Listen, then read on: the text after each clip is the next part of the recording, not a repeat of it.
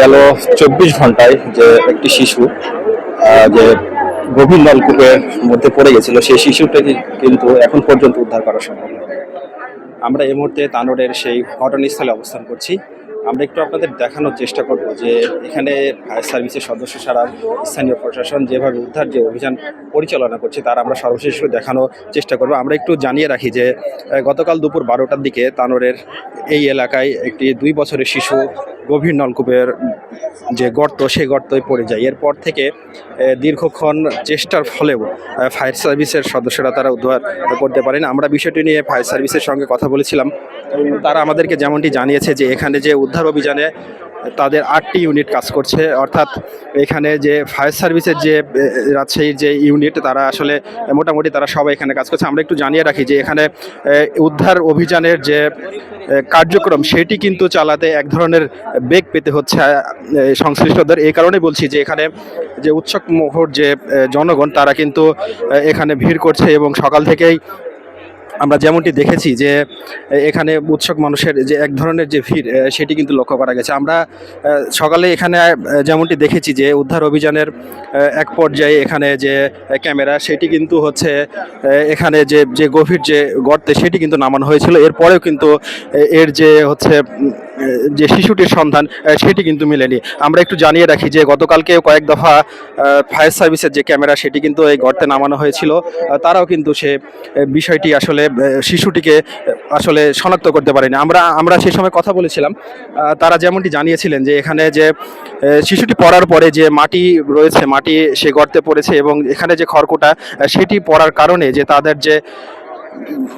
যে ক্যামেরা সেটি কিন্তু যতটুকু সম্ভব নিচ পর্যন্ত পাঠানোর পরেও কিন্তু আসলে তারা শিশুটিকে আসলে শনাক্ত করতে পারেনি। আমরা স্থানীয় কয়েকজনের সঙ্গে একটু কথা বলবো, একটু জানার চেষ্টা করব যে আসলে তারা হচ্ছে এখানে সর্বশেষ কি দেখছেন এবং কি জানেন।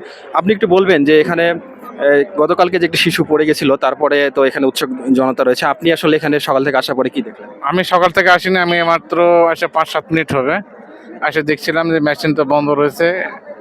এখন আবার দেখছি আমি আসার পরে একটু আগে মেশিন চালু হলো, মানে কাজ উদ্ধার কাজ সব শুরু হয়েছে। এখন দেখা যাক কি হয়। এখন আচ্ছা, আপনি কি মনে করছেন যে এখানে যে উৎসুক জনতা যেটা ভিড় করছে এখানে কি উদ্ধার কার্যে ব্যাহত হচ্ছে কিনা? না, তৎপরতা তো চালাচ্ছে আর কাজ চলছে তো।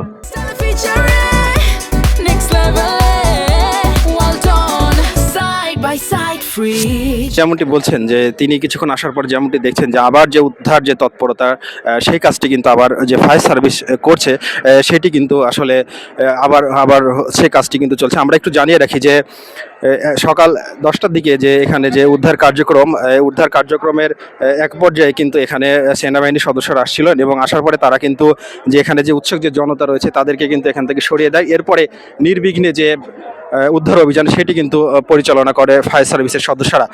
আমরা এখানে ফায়ার সার্ভিসের কয়েকজন সদস্যের সাথে কথা বলেছি। তারা যেমনটি বলছেন যে এখানে যে উদ্ধার যে অভিযান সেটি কিন্তু তারা আসলে শেষ পর্যন্ত আসলে দেখবেন এবং সেই উদ্ধার অভিযানের যে কার্যক্রম সেটি কিন্তু তারা অব্যাহত রাখবে।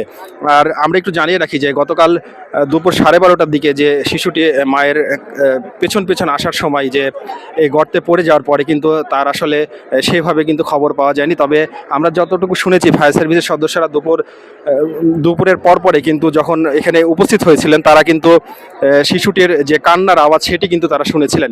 এরপরে অনেক লোকজন এখানে সমাগম হওয়ার পর থেকে কিন্তু আসলে তারা সেভাবে তার আসলে কোনো শব্দ কিন্তু শুনতে পায়নি। আর একটু জানিয়ে রাখি যে এখানে কয়েক দফা ক্যামেরা নামানোর ফলেও কিন্তু তারা হচ্ছে যে শিশুটির যে সন্ধান সেটি কিন্তু পায়নি।